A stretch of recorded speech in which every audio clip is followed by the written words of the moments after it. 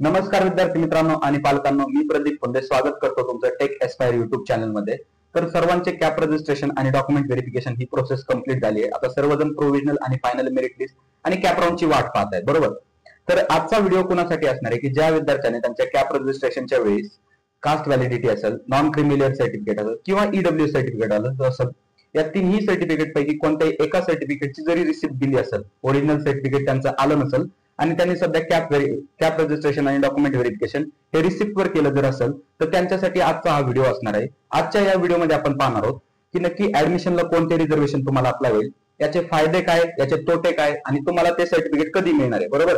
तर याच्यामध्ये आपण पहिल्यापासून सुरू करूया। तर समजा आता एक कॅन्डिडेटचा आपण एक्झाम्पल घेऊ की तुमची कॅटेगरी फॉर ऍडमिशन हा जो तुमचा एक्नॉलेजमेंटचा कॉलम आहे, बरोबर, तर त्याच्यामध्ये तुमची कॅटेगरी दिसत असेल आणि त्याच्या पुढे एक डॉलरचा सिम्बॉल दिसत असेल, तर तो डॉलरचा सिम्बॉल काय इंडिकेट करतो की तो डॉलरचा सिम्बॉल दर्शवतो की तुम्ही कास्ट व्हॅलिडिटी, नॉन क्रिमिलियर किंवा ईडब्ल्यूएस सर्टिफिकेट यापैकी कोणत्या तरी एका म्हणजे कास्ट रिझर्वेशनचं बेनिफिट घेण्यासाठी तुम्ही फक्त रिसिप्ट अपलोड केली, ओरिजिनल सर्टिफिकेट दिलेलं नाही। आता ते तुम्हाला कधी द्यावे लागणार, ज्यावेळेस तुम्ही ऍडमिशन घ्यायला जाणार, भले ते कॅप 1 मध्ये असो, कॅप 2 मध्ये असो, कॅप 3 मध्ये असो किंवा कॅप 4 मध्ये असो। तर ज्यावेळेस तुम्ही ऍडमिशन घ्यायला जाणार तर त्यावेळेस तुम्हाला ते ओरिजिनल सर्टिफिकेट त्यांना प्रोव्हाइड करावं लागणार। तर कॉलेज काय करत असतं की जे तुम्ही सर्टिफिकेट तुमचे आहेत, original caste certificate, caste validity, non creamy layer असेल, उत्पन्नाचा दाखला असेल, त्यानंतर डोमॅसाइल असेल, नॅशनॅलिटी असेल, 10th आणि 12th सर्टिफिकेट असेल, तर या सर्वांचा ओरिजिनल बंच तुमच्याकडून घेतं आणि त्याच्यानंतर ज्यावेळेस ऍडमिशन प्रोसेस आपली संपते किंवा 1 वर्ष 2 वर्ष, तर याच्यानंतर ते आपल्याला कॉलेज रिटर्न करतं। तर आपल्याकडे काय पाहिजे, तर जी आपण रिसिप्ट अपलोड केली ज्या सर्टिफिकेटची, तर आपला एक टास्क असणार की ते सर्टिफिकेट आपल्याला ऍडमिशन पर्यंत मिळलं पाहिजे, बरोबर। आता समजा प्रॉब्लेम कुणाचा येतो की जे एनटीडी स्टुडंट असतील, जे दुसऱ्या कास्ट कॅटेगरीचे स्टुडंट असतील, तर त्यांच्यासाठी प्रॉब्लेम येत नाही, पण एससीबीसीचे जे स्टुडंट आहेत तर त्यांचं कास्ट व्हॅलिडिटी येण्यासाठी प्रॉब्लेम होतोय। त्यांना 1967चा त्यांना दाखला मागतायत, बरोबर, त्याच्या अगोदरचाही मागतायत, बरोबर। तर मित्रांनो, ते तुमचा टास्क आहे, तो जर तुम्हाला बेनिफिट घ्यायचा असेल तर तुम्हाला ते सर्टिफिकेट आणणं गरजेचं आहे। त्यासोबत जर तुमचं सर्टिफिकेट नाही आलं, आपण कन्सिडर करू की समजा एखादा एनटीडी कॅटेगरीचा मुलगा आहे, बरोबर, त्याने त्याच्या कास्ट व्हॅलिडिटी सर्टिफिकेटसाठी रिसिप्ट अपलोड केली आहे, ओके, आणि त्याचं सर्टिफिकेट आलं नाही, तर काय होणार, बरोबर। जर त्या मुलाला समजा ओपनची सीट मिळाली असेल कॉलेजमधनं, आता समजा जर तुम्ही ओपनचा कट ऑफ जर क्रॅक केला किंवा ती सीट जर तुम्हाला मिळली, ठीक आहे, तर तुम्हाला काय होणार की ज्यावेळेस तुमचं सर्टिफिकेट नसेल तर त्यावेळेस तुमचं ऍडमिशन कॅन्सल होणार नाही। फक्त काय होणार, तुमचं ऍडमिशन हे ओपन मध्ये कन्वर्ट होईल आणि त्याच्यानंतर जी फी असेल कॉलेजची, तर ती तुम्हाला ओपनची फी भरायला लागणार, बरोबर। तर ही असतं कधी, ज्यावेळेस तुमचं ओपनची सीट तुम्हाला मिळली। पण विचार करा, एक सिनेरिओ असा असू शकतो की त्या विद्यार्थ्याला त्या कॅटेगरीनुसार ऍडमिशन भेटले, म्हणजे समजा एनटीडीची सीट मिळाली, तर मग त्याच्यासाठी अनिवार्यच आहे की त्यांनी ऍडमिशन पर्यंत त्याचं काय असेल ते सर्टिफिकेट कास्ट व्हॅलिडिटीचं कॉलेजला देणं, नाहीतर त्याचं ऍडमिशन डायरेक्ट कॅन्सल होते। आता आपण बऱ्याचशा कॉलेजमध्ये वेगवेगळे सिनेरिओस आहेत, जे टॉपचे कॉलेज आहेत, म्हणजे ज्यांना काय ऍडमिशन भरपूर आहे त्यांच्याकडे, समजा पीआयसीटी सारखं कॉलेज असेल, सीओईपी सारखं असेल, व्हीआयटी सारखं कॉलेज असेल, तर यांना काय फरक पडत नाही की एखाद्या विद्यार्थ्याचं ऍडमिशन कॅन्सल झालेलं, बरोबर। त्यांच्याकडे भरपूर विद्यार्थी त्यांना अप्रोच करणार, त्यांच्या सीट काय वॅकंट राहत नाहीत। पण समजा आपण जर टायर 3, टायर 2 लेवलच्या कॉलेजचा जर विचार केला, तर हे कॉलेजेस तुम्हाला 1 महिन्याची सवलत देत आहेत। आता ते पूर्ण कॉलेजमध्ये डिपेंड आहे, ते 1 महिन्याची सवलत देत आहेत, ओके। तर आता ठीक आहे, आपल्याला सवलत देतील कॉलेजवाले, तर मग त्यांच्या भरोश्यावर बसायचंय का, नाही। तर सर्वप्रथम आता विचार करा, समजा एक सिनेरिओ आपण कन्सिडर करू की तुम्हाला फर्स्ट कॅप राऊंड मध्ये एक कॉलेज लागलं, ओके, फॉर एक्झाम्पल एक समथिंग कॉलेज लागलं आणि तिथे तुमचं कॅटेगरीचं सीट तिथं अलॉट झालंय, बरोबर।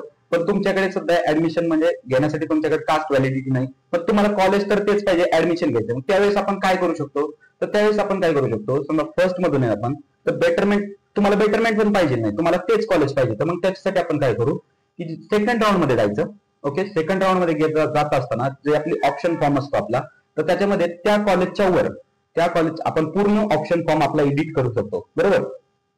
तर त्या कॉलेजच्या वर असे कॉलेजेस टाकायचे की तुम्हाला मिळू शकणार, किंवा सीओईटी पीआयसीटी असे कॉलेज टाकायचे जर तुम्हाला कमी पर्सेंटाइल असतील तर मग समजा सेकंड कॅप राऊंड पर्यंत जरी तुमचं सर्टिफिकेट नाही आलं, तर सेम आपण थर्ड मध्ये जाऊ शकतो। म्हणजे आता समजा 2 कॅप राऊंड मध्ये अंतर किती असतं की समजा फर्स्ट कॅप राऊंडची अलॉटमेंट झाली, तर त्याच्यानंतर अलॉटमेंटचा डे, त्याच्यानंतर दुसऱ्या दिवशीपासून ऍडमिशन सुरू होणार, तर एक 6 ते 7 दिवसाचा तुमच्याकडे मध्ये वेळ असतो। त्याच्यानंतर सेकंड कॅप राऊंडची ऑप्शन फॉर्म फिलिंग, त्याच्यानंतर सेकंड कॅप राऊंडची अलॉटमेंट आणि त्याच्यानंतर तो ऍडमिशन घेण्याचा वेळ, म्हणजे तुम्ही बरीचशी डेट एक्सटेंड करू शकता।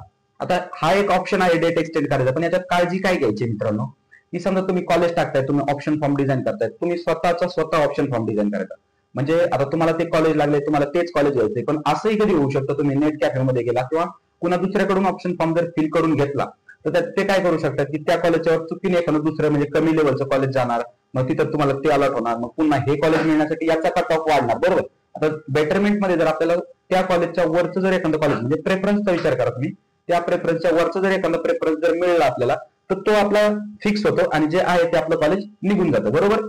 तर ही केसेस व्हायला नकोत मुलांसोबत आणि बऱ्याचशा केसेसमध्ये हे गोष्टी होत आहेत. त्याच्यामुळे तुम्ही अजिबात कोणावर ब्लाइंडली विश्वास ठेवू नका.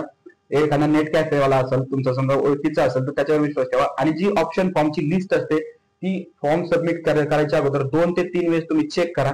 कारण मित्रांनो हा आपला करिअरचा विषय आहे. हा काय म्हणजे साधा सुद्धा विषय नाही की बाबा समजा झालंय केलंय नंतर मॅनेज करून घेऊ असा विषय. तुम्हाला 4 वर्ष पुन्हा त्या इंजिनिअरिंग कॉलेजमध्ये काढायचे. तुमची एक लाईफस्टाईल वेगळी असणार आहे, त्याच्यानंतर तुमचे ड्रीम्स असतील काय त्या गोष्टी सगळ्या वेगळ्या असणार आहेत. त्याच्यामुळे या गोष्टीवर तुम्ही खूप सारा फोकस करा. मी आता या व्हिडिओमध्ये तुम्हाला सांगितलं की नक्की तुमचं जर त्याच्यामध्ये डॉलर जर आलं असेल कॅटेगरीमध्ये तर तुमच्याकडे काय काय ऑप्शन असणार आहेत. तर मित्रांनो काय करा तुम्ही, कास्ट व्हॅलिडिटी जर तुमचं आलेलं नसेल, आता बऱ्याचशा विद्यार्थ्यांचं कास्ट व्हॅलिडिटीसाठीच आहे कारण नॉन क्रिमिलियर सर्टिफिकेट अवेलेबल होतं एक 4 ते 5 दिवसामध्ये. त्याच्यानंतर ईडब्ल्यूएस अवेलेबल होतं म्हणजे त्याला काही जास्त वेळ लागत नाही. समजा तुमची जर कॅटेगरी व्यवस्थित अप्रोप्रिएट जर असेल तर. फक्त विषय येतो कास्ट व्हॅलिडिटीचा. आता कास्ट व्हॅलिडिटीचं जे डिस्ट्रिक्ट लेवल आपलं स्टुडंट सेंटर्स असतात म्हणजे त्यांचे, तर तिथे जाऊन तुम्ही डॉक्युमेंट द्या, काय असेल त्यांना वेळोवेळी अप्रोच करा. जर बाकी काही गोष्टी असतील तर त्यांच्याशी त्याही डिस्कस करा जेणेकरून आपलं कास्ट व्हॅलिडिटी सर्टिफिकेट आपल्याला लवकर मिळावं आणि आपल्या रिझर्वेशनचा किंवा आपल्या कॅटेगरीसाठी असणाऱ्या स्कॉलरशिपचा आपल्याला फायदा व्हावा. ठीक आहे मित्रांनो, जर व्हिडिओ आवडला असेल तर व्हिडिओला लाईक करा. व्हिडिओ जर तुम्हाला इन्फॉर्मेटिव्ह वाटला असेल तर व्हिडिओ तुमच्या मित्रमैत्रिणींपर्यंत शेअर करा जेणेकरून त्यांनाही या गोष्टीबद्दल माहिती होईल. त्याचसोबत जर तुम्ही आपल्या चॅनलवर नवीन असाल तर आपलं चॅनल प्लीज सबस्क्राईब करा. ठीक आहे मित्रांनो, भेटूया नेक्स्ट व्हिडिओमध्ये.